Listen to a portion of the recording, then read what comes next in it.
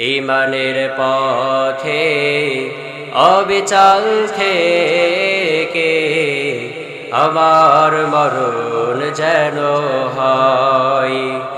ঈমানের পথে অবিচল থেকে আমার মরণ যেন হয়।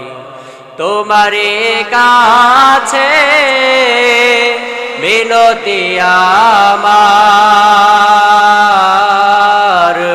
তোমারে কাছে বিনতি আমার, মহামহিম দয়াময়। ঈমানের পথে অবিচল থেকে আমার মরণ যেন হয়। সবাই পড়েন আল্লাহুম্মা আমিন।